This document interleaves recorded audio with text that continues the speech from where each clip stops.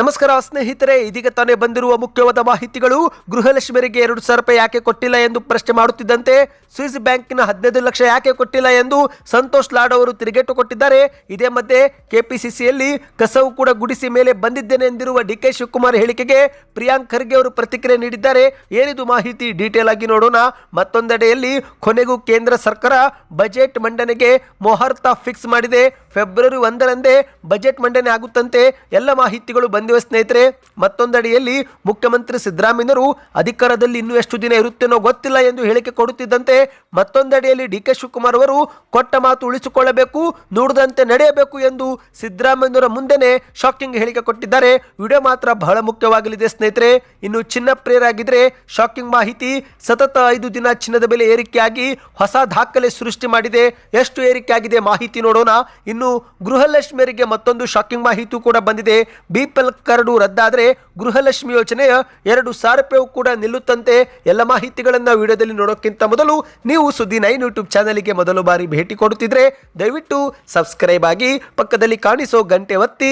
ಇದರಿಂದ ರಾಜ್ಯದ ಮುಖ್ಯವಾದ ಮಾಹಿತಿಗಳು ನಿಮಗೆ ಸಿಗುತ್ತವೆ. ವಿಡಿಯೋಗೆ ಲೈಕ್ ಮಾಡ್ತಾ ವಿಡಿಯೋನ ಪೂರ್ತಿಯಾಗಿ ನೋಡಿ. ಬನ್ನಿ ಸ್ನೇಹಿತರೆ, ಎಲ್ಲ ಮುಖ್ಯವಾದ ಮಾಹಿತಿಗಳನ್ನ ಡೀಟೇಲ್ ಆಗಿ ನೋಡೋಣ. ಇದೀಗ ರಾಜ್ಯದಲ್ಲಿ ದಿನ ಬೆಳಗಾದ್ರೆ ಗೃಹಲಕ್ಷ್ಮಿ ಯೋಜನೆಯದ್ದೇ ಸುದ್ದಿ ಆಗ್ತಾ ಇದೆ. ಹೌದು, ಬಾಕಿ ಕಂತು ಜಮಾ ಆಗದಿರುವ ಕಾರಣ ಫಲಾನುಭವಿಗಳು ಆಕ್ರೋಶಗೊಂಡಿದ್ದು, ಇದೇ ಮಧ್ಯೆ ಧಾರವಾಡದಲ್ಲಿ ಕಾರ್ಮಿಕ ಇಲಾಖೆ ಸಚಿವ ಸಂತೋಷ್ ಲಾಡ್ ಅವರು ಶಾಕಿಂಗ್ ರಿಯಾಕ್ಷನ್ ಕೊಟ್ಟಿದ್ದಾರೆ. ಹೌದು, ರಾಜ್ಯ ಸರ್ಕಾರ ಗ್ಯಾರಂಟಿ ಯೋಜನೆಗಳನ್ನ ಉತ್ತಮವಾಗಿಯೇ ಜಾರಿಗೆ ಮಾಡುತ್ತಿದೆ. ಈ ಪೈಕಿ ಗೃಹಲಕ್ಷ್ಮಿ ಯೋಜನೆಯ 2 ತಿಂಗಳ ಹಣ ಮಾತ್ರ ಬಾಕಿ ಉಳಿದಿದ್ದು ಅದು ನಾವು ಶೀಘ್ರವೇ ಹಾಕುತ್ತೇವೆ ಎಂದು ಸಂತೋಷ್ ಲಾಡ್ ಅವರು ಹೇಳಿದ್ದಾರೆ. ಹೌದು ಸ್ನೇಹಿತರೆ, ಹಣ ಬಾಕಿ ಉಳಿದಿದ್ದು ನಿಜ.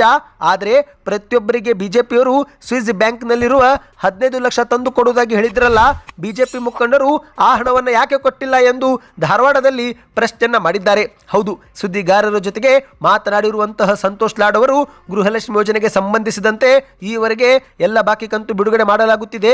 ಕೇವಲ 2 ತಿಂಗಳ ಮಾತ್ರ ಬಾಕಿ ಉಳಿದಿದ್ದಕ್ಕೆ ಬಿಜೆಪಿಯವರು ಇಷ್ಟೆಲ್ಲ ಮಾತನಾಡುತ್ತಿದ್ದಾರೆ. ಈಗಾಗಲೇ ಮುಖ್ಯಮಂತ್ರಿ ಸಿದ್ದರಾಮಯ್ಯರು ಸದನದಲ್ಲಿ ಬಾಕಿ ಕಂತು ಶೀಘ್ರವೇ ಜಮೆ ಮಾಡುವ ಬಗ್ಗೆ ಮಾಹಿತಿಯು ಕೊಟ್ಟಿದ್ದಾರೆ.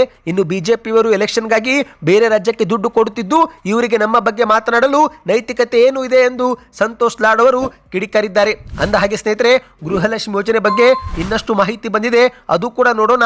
ಆದರೆ ಅದಕ್ಕಿಂತ ಮೊದಲು ಮತ್ತೊಂದು ಮಾಹಿತಿ ಬಂದಿದೆ ಸ್ನೇಹಿತರೆ. ಅದೇನೆಂದ್ರೆ ಇತ್ತೀಚೆಗೆ ಡಿಕೆ ಶಿವಕುಮಾರ್ ಅವರು ನಾನು ಕೇವಲ ಭಾಷಣ ಮಾಡಿ ಹೋಗಿಲ್ಲ, ಕೆಪಿಸಿಸಿಯಲ್ಲಿ ಕಸವು ಕೂಡ ಗುಡಿಸಿದ್ದೇನೆ ಎಂಬ ಹೇಳಿಕೆ ಕೊಟ್ಟಿದ್ದು. ಇದೇ ಒಂದು ಹೇಳಿಕೆಗೆ ಗ್ರಾಮೀಣಾಭಿವೃದ್ಧಿ ಸಚಿವ ಪ್ರಿಯಾಂಕ್ ಖರ್ಗೆ ಅವರು ಪ್ರತಿಕ್ರಿಯೆ ಕೊಟ್ಟಿದ್ದಾರೆ. ಹೌದು, ನಾನು ಕೆಪಿಸಿಸಿಯಲ್ಲಿ ಕಸವು ಕೂಡ ಗುಡಿಸಿದ್ದೇನೆ, ಪೋಸ್ಟರ್ ಅಂಟಿಸಿ ಈ ಒಂದು ಹಂತಕ್ಕೆ ಬಂದಿದ್ದೇನೆ ಎಂದಿರುವ ಡಿಕೆ ಶಿವಕುಮಾರ್ ಹೇಳಿಕೆ ವಿಚಾರ ಬಗ್ಗೆ ಪ್ರಿಯಾಂಕ್ ಖರ್ಗೆ ಅವರು ಮಾತನಾಡಿದ್ದು. ಹೌದು, ಡಿಕೆ ಶಿವಕುಮಾರ್ ಅವರು ಕರೆಕ್ಟ್ ಆಗಿನೇ ಹೇಳಿದ್ದಾರೆ. ಅವರು ಕಾಂಗ್ರೆಸ್ನ ಹಿರಿಯ ನಾಯಕರು, ಅವರು ನಡೆದು ಬಂದ ಹಾದಿಯ ಬಗ್ಗೆ ಅವರು ಮಾತನಾಡಿದ್ದಾರೆ. ಇದರಲ್ಲಿ ತಪ್ಪೇನಿದೆ ಎಂದು ಪ್ರಿಯಾಂಕ್ ಖರ್ಗೆ ಅವರು ಹೇಳಿಕೆಯನ್ನು ಕೊಟ್ಟಿದ್ದಾರೆ. ಡಿಕೆ ಶಿವಕುಮಾರ್ ಅವರು ಕಾಂಗ್ರೆಸ್ನಲ್ಲಿ ಅನೇಕ ವರ್ಷಗಳಿಂದ ಇದ್ದಾರೆ, ಅವರು ಹಿರಿಯರು ಕೂಡ ಆಗಿದ್ದಾರೆ. ಅವರು ನಡೆದು ಬಂದ ಹಾದಿಯ ಬಗ್ಗೆ ಅವರು ಮಾತನಾಡಿದ್ದಾರೆ. ಇಂದು ಲಕ್ಷಾಂತರ ಜನರು ಪಕ್ಷಕ್ಕಾಗಿ ಕೆಲಸ ಮಾಡಿದ್ದರಿಂದಲೇ ಇಂದು ನಮ್ಮ ಪಕ್ಷ ರಾಜ್ಯದಲ್ಲಿ ಅಧಿಕಾರಕ್ಕೆ ಬಂದಿರುವಂತದ್ದು. ಹಾಗಾಗಿ ಯಾರನ್ನು ಕೂಡ ಕಡೆಗಣಿಸೋದು ಸರಿಯಲ್ಲ. ಯಾರು ಎಷ್ಟು ಕೆಲಸ ಮಾಡಿದ್ದಾರೋ ಅವರ ದುಡಿಮೆಗೆ ತಕ್ಕ ಪ್ರತಿಫಲ ಸಿಗುತ್ತೆ ಎಂದು ಪ್ರಿಯಾಂಕ್ ಖರ್ಗೆ ಅವರು ಹೇಳಿಕೆಯನ್ನು ಕೊಟ್ಟಿದ್ದಾರೆ. ಪಕ್ಷಕ್ಕಾಗಿ ದುಡಿದವರಿಗೆ ಅವಕಾಶ ಸಿಗುವುದು ಸ್ವಲ್ಪ ತಡವಾಗಬಹುದು, ಇನ್ನು ಕೆಲವರಿಗೆ ಬೇಗನೆ ಸಿಗಲೂಬಹುದು. ಆದರೆ ಖಂಡಿತವಾಗಿ ಸಿಗುತ್ತೆ. ಪಕ್ಷ ಎಲ್ಲರನ್ನೂ ಸಮಾನವಾಗಿಯೇ ನೋಡುತ್ತೆ ಎಂದು ಪ್ರಿಯಾಂಕ್ ಖರ್ಗೆ ಅವರು ಹೇಳಿಕೆಯನ್ನು ಕೊಟ್ಟಿದ್ದಾರೆ. ಬನ್ನಿ ಸ್ನೇಹಿತರೆ, ಮತ್ತೊಂದು ಮುಖ್ಯವಾದ ಮಾಹಿತಿಗೆ ಹೋಗೋಣ.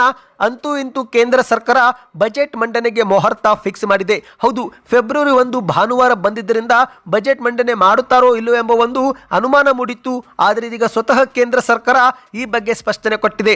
ಹೌದು, ಕೇಂದ್ರದ ರಕ್ಷಣಾ ಸಚಿವರಾಗಿರುವ ರಾಜನಾಥ್ ಸಿಂಗ್ ಅವರ ಅಧ್ಯಕ್ಷತೆಯಲ್ಲಿ ಸಂಸದೀಯ ವ್ಯವಹಾರ ಸಂಪುಟ ಸಮಿತಿ ನಡೆದಿದ್ದು, ಸಭೆಯಲ್ಲಿ ಬಜೆಟ್ ಅಧಿವೇಶನದ ಪ್ರಮುಖ ದಿನಾಂಕಗಳನ್ನು ಅಂತಿಮ ಮಾಡಿದ್ದಾರೆ. ಹೌದು ಸ್ನೇಹಿತರೆ, ಸಂಸದೀಯ ಕ್ಯಾಲೆಂಡರ್ ಪ್ರಕಾರ ಹಣಕಾಸು ಸಚಿವೆ ನಿರ್ಮಲಾ ಸೀತಾರಾಮನ್ ಅವರು ಫೆಬ್ರವರಿ 1 ಭಾನುವಾರದಂದೇ 2026-27ನೇ ಸಾಲಿನ ಕೇಂದ್ರದ ಬಜೆಟ್ ಅನ್ನ ಮಂಡಿಸಲಿದ್ದಾರೆ. ಹೌದು, ಭಾನುವಾರವಿದ್ರೂ ಅದೇ ದಿನ ಮಂಡಿಸಲಾಗುತ್ತಿರುವುದು ಇದೇ ಮೊದಲು ಸ್ನೇಹಿತರೆ.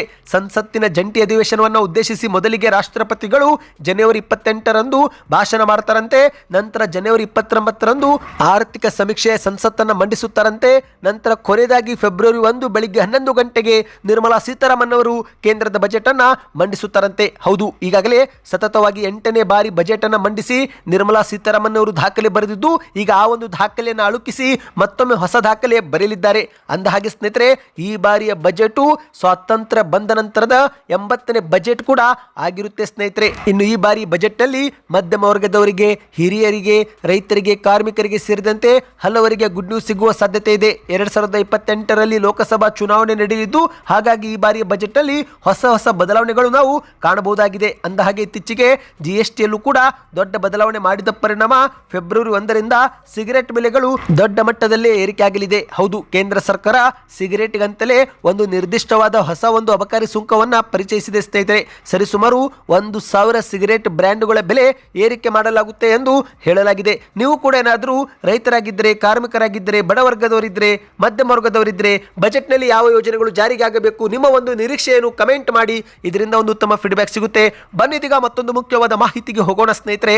ನಿಮಗೆಲ್ಲರಿಗೂ ಗೊತ್ತಿರುವಂತೆ ಕರ್ನಾಟಕದ ಮುಖ್ಯಮಂತ್ರಿ ಸಿದ್ದರಾಮಯ್ಯನವರು ರಾಜ್ಯದಲ್ಲಿ ಹೊಸ ಇತಿಹಾಸ ಸೃಷ್ಟಿ ಮಾಡಿದ್ದಾರೆ. ಹೌದು, ದೇವರಾಜು ಅರಸು ಬಳಿಕ ದೀರ್ಘಾವಧಿ ಮುಖ್ಯಮಂತ್ರಿಯವರು ಹೊಸ ದಾಖಲೆ ಮಾಡಿದ್ದಾರೆ ಸ್ನೇಹಿತರೆ. ಅಷ್ಟು ಮಾತ್ರವಲ್ಲ, ಮಾಧ್ಯಮಗಳ ಮುಂದೆ ನಾನೇ ಪೂರ್ಣಾವಧಿ ಸಿಎಂ ಆಗುವ ವಿಶ್ವಾಸವಿದೆ ಎಂದು ಕೂಡ ಸಿದ್ದರಾಮಯ್ಯನವರು ಬಹಿರಂಗವಾಗಿ ಹೇಳಿಕೆ ಕೊಟ್ಟಿದ್ದಾರೆ. ಆದರೆ ಇದೀಗ ಮತ್ತೊಂದು ಶಾಕಿಂಗ್ ಹೇಳಿಕೆ ಕೊಟ್ಟಿದ್ದಾರೆ. ಅದೇನೆಂದ್ರೆ, ಅಧಿಕಾರದಲ್ಲಿ ನಾನು ಎಷ್ಟು ದಿನ ಇರುತ್ತೇನೋ ಗೊತ್ತಿಲ್ಲ ಎಂದು ಸ್ಫೋಟಕ ಹೇಳಿಕೆಯನ್ನು ಕೊಟ್ಟಿದ್ದಾರೆ. ಹೌದು, ಇತ್ತೀಚೆಗೆ ಹಾವೇರಿಯಲ್ಲಿ ಮಾಧ್ಯಮಗಳ ಮುಂದೆ ಮಾತನಾಡಿದಂತ ಮುಖ್ಯಮಂತ್ರಿಯವರು ದೀರ್ಘಾವಧಿ ಸಿಎಂ ಆಗಿ ದಾಖಲೆ ಮಾಡಿದ್ದು ನನಗೆ ಸಂತೋಷ.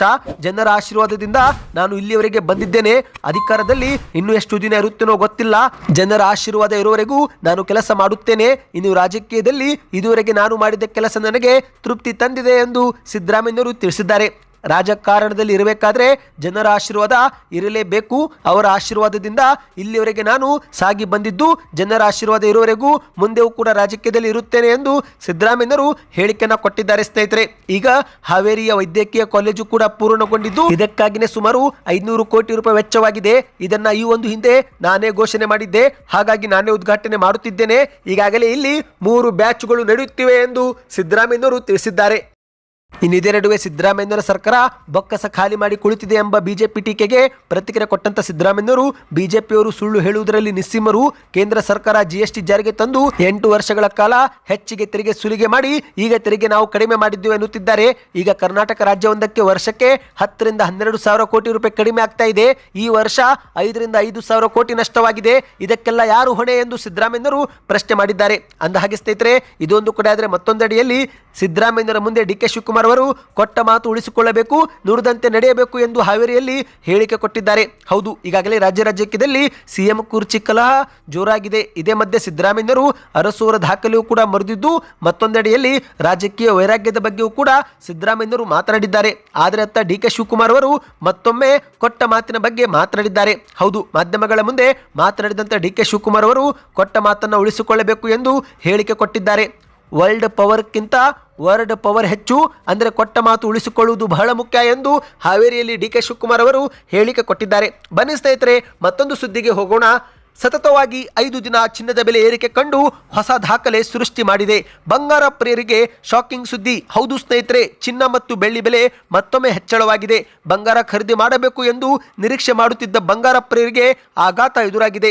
ಹೌದು, ದೇಶ ಮಾತ್ರವಲ್ಲ, ಅಂತಾರಾಷ್ಟ್ರೀಯ ಮಟ್ಟದಲ್ಲಿ ಚಿನ್ನ ಮತ್ತು ಬೆಳ್ಳಿ ಸಖತ್ತಾಗಿ ಏರಿಕೆ ಕಾಣ್ತಾ ಇದೆ. ಇದೀಗ ಬೆಂಗಳೂರು ಸೇರಿದಂತೆ ಕರ್ನಾಟಕ ಮತ್ತು ದೇಶದ ವಿವಿಧ ಪ್ರಮುಖ ನಗರಗಳಲ್ಲಿ ಚಿನ್ನದ ಬೆಲೆ ಮತ್ತೊಮ್ಮೆ ಹೆಚ್ಚಳವಾಗಿದೆ ಸ್ನೇಹಿತರೆ. ಕಳೆದ 6 ತಿಂಗಳಿನಿಂದ ಚಿನ್ನದ ಬೆಲೆ 100ರಷ್ಟು ಏರಿಕೆಯಾಗಿದೆ. ಹೌದು ಸ್ನೇಹಿತರೆ, ಹಾಗೆ ನೋಡುವುದಾದರೆ ಜನವರಿ 2025 ಪ್ರಾರಂಭದಲ್ಲಿ 75,000 ಇದ್ದಂತ ಚಿನ್ನ ಡಿಸೆಂಬರ್ ಅಂತ್ಯದ ವೇಳೆಗೆ 1,30,000ಕ್ಕೆ ಮುಟ್ಟಿತ್ತು.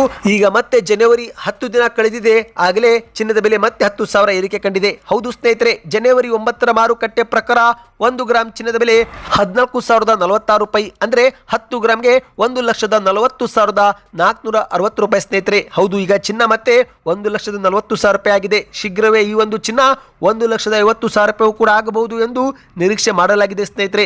ನೀವು ಕೂಡ ಏನಾದರೂ ಚಿನ್ನ ಪ್ರಿಯರಾಗಿದ್ದರೆ, ಚಿನ್ನ ಅಥವಾ ಬೆಳ್ಳಿಯಲ್ಲಿ ಹೂಡಿಕೆ ಮಾಡಲು ಇಚ್ಛಿಸುವರಾಗಿದ್ದರೆ ಇದು ಈಗಲೂ ಕೂಡ ಒಳ್ಳೆಯ ಸಮಯವೆಂದು ಹೇಳಲಾಗಿದೆ ಸ್ನೇಹಿತರೆ.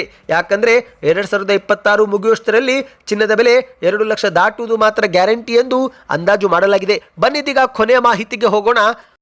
ನಿಮಗೆಲ್ಲರಿಗೂ ಗೊತ್ತಿರುವಂತೆ ರಾಜ್ಯ ಸರ್ಕಾರ ಅನರ್ಹರ ಬಿಪಿಎಲ್ ಕಾರ್ಡು ರದ್ದು ಮಾಡುತ್ತಿದೆ. ಆದರೆ ಇದೇ ಮಧ್ಯೆ ಸಚಿವ ಲಕ್ಷ್ಮೀ ಹೆಬ್ಬಾಳ್ಕರ್ ಅವರು ಬಿಪಿಎಲ್ ಕಾರ್ಡು ರದ್ದಾದರೆ ಗೃಹಲಕ್ಷ್ಮಿ ಯೋಜನೆ ಹಣವು ಕೂಡ ಬಂದ್ ಆಗುತ್ತೆ ಎಂದು ಬೆಂಗಳೂರಲ್ಲಿ ಶಾಕಿಂಗ್ ಹೇಳಿಕೆ ಕೊಟ್ಟಿದ್ದಾರೆ. ಹೌದು ಸ್ನೇಹಿತರೆ, ಆಹಾರ ಇಲಾಖೆಯು ರಾಜ್ಯಾದ್ಯಂತ ಬರೋಬ್ಬರಿ 7,76,206 ಅನುಮಾನಾಸ್ಪದ ರೇಷನ್ ಕಾರ್ಡ್ ಅನ್ನು ಪತ್ತೆ ಮಾಡಿದ್ದು, ಈಗ ಈ ಒಂದು ಕಾರ್ಡ್ ಅನ್ನು ಹಂತ ಹಂತವಾಗಿ ರದ್ದು ಮಾಡಲು ಆಹಾರ ಇಲಾಖೆ ಕಾರ್ಯ ಮಾಡ್ತಾ ಇದೆ. ಆದರೆ ಇದೇ ಮಧ್ಯೆ ರಾಜ್ಯಾದ್ಯಂತ ಬಿಪಿಎಲ್ ಕಾರ್ಡು ರದ್ದಾಗುವ ಭಯದಲ್ಲಿದ್ದಂಥ ಫಲಾನುಭವಿಗಳಿಗೆ ಸಚಿವ ಲಕ್ಷ್ಮೀ ಹೆಬ್ಬಾಳ್ಕರ್ ಅವರು ಮತ್ತೊಂದು ಶಾಕಿಂಗ್ ಹೇಳಿಕೆ ಕೊಟ್ಟಿದ್ದಾರೆ. ಹೌದು ಸ್ನೇಹಿತರೆ, ಬಿಪಿಎಲ್ ಕಾರ್ಡು ರದ್ದಾದರೆ ಗೃಹಲಕ್ಷ್ಮಿ ಯೋಜನೆಯ 2,000 ರೂಪಾಯಿ ಕೂಡ ಹೋಲ್ಡ್ ಆಗಬಹುದು ಎಂದು ಸೂಚನೆ ಕೊಟ್ಟಿದ್ದಾರೆ. ಹೌದು, ಯಾಕಂದ್ರೆ ಗೃಹಲಕ್ಷ್ಮಿ ಯೋಜನೆ ಹಣವನ್ನು ಆಹಾರ ಇಲಾಖೆಯ ಡೇಟಾಬೇಸ್ ಆಧರಿಸಿ ಹಣ ಹಾಕುತ್ತಿದ್ದು, ಹಾಗಾಗಿ ಆಹಾರ ಇಲಾಖೆಯಿಂದಲೇ ನಿಮ್ಮ ಹೆಸರು ಹೋದರೆ ಆಗ ನಿಮ್ಮ ಬ್ಯಾಂಕ್ ಖಾತೆಗೆ 2,000 ರೂಪಾಯಿ ಬರೋದಿಲ್ಲ ಎಂದು ಲಕ್ಷ್ಮೀ ಹೆಬ್ಬಾಳ್ಕರ್ ಅವರು ಹೇಳಿಕೆ ಕೊಟ್ಟಿದ್ದಾರೆ. ಹೌದು ಸ್ನೇಹಿತರೆ, ಮೃತಪಟ್ಟವರ ಹೆಸರಲ್ಲೂ ಕೂಡ ಬಿಪಿಎಲ್ ಕಾರ್ಡು ಚಾಲ್ತಿಯಲ್ಲಿದ್ದು, ಆ ಒಂದು ಬಿಪಿಎಲ್ ಕಾರ್ಡು ಸಹ ಶೀಘ್ರವೇ ರದ್ದು ಮಾಡುತ್ತೇವೆ. ಇನ್ನು ಮುಂದೆ ಮೃತಪಟ್ಟ ಮಹಿಳೆಯರ ಬ್ಯಾಂಕ್ ಖಾತೆಗಳಿಗೆ 2,000 ರೂಪಾಯಿ ಹೋಗದಂತೆ ನೋಡಿಕೊಳ್ಳುತ್ತೇವೆ ಎಂದು ಲಕ್ಷ್ಮೀ ಹೆಬ್ಬಾಳ್ಕರ್ ಅವರು ತಿಳಿಸಿದ್ದಾರೆ ಸ್ನೇಹಿತರೆ. ಹಾಗಾಗಿ ನಿಮ್ಮ ಹತ್ತಿರ ಬಿಪಿಎಲ್ ಕಾರ್ಡ್ ಇದ್ದು ಒಂದೊಮ್ಮೆ ರದ್ದಾದ್ರೆ ಆಗ ನೀವು ಹತ್ತಿರದ ತಹಶೀಲ್ದಾರ್ಗೆ ಭೇಟಿ ಕೊಟ್ಟು ಅರ್ಹರಾಗಿದ್ರೆ ಮತ್ತೊಮ್ಮೆ ಅರ್ಜಿಯನ್ನು ಸಲ್ಲಿಕೆ ಮಾಡಬೇಕು ಸ್ನೇಹಿತರೆ. ಬಿಪಿಎಲ್ ಕಾರ್ಡು ರದ್ದಾದ್ರೆ ನಿಮಗೆ ಬರುವ 2,000 ರೂಪಾಯಿ ಗೃಹಲಕ್ಷ್ಮಿ ಯೋಜನೆ ಹಣ ಹೋಲ್ಡ್ ಆಗಬಹುದು. ಸದ್ಯಕ್ಕೆ ಎಷ್ಟಾಯ್ತು ಸ್ನೇಹಿತರೆ, ಈ ಎಲ್ಲ ಮಾಹಿತಿ ಇಷ್ಟವಾಯ್ತಾ? ವಿಡಿಯೋಗೆ ಲೈಕ್ ಮಾಡಿ. ಮುಂಬರುವ ಮಾಹಿತಿಗಾಗಿ ಚಾನಲ್ಗೆ ದಯವಿಟ್ಟು ಸಬ್ಸ್ಕ್ರೈಬ್ ಮಾಡಿಕೊಳ್ಳಿ.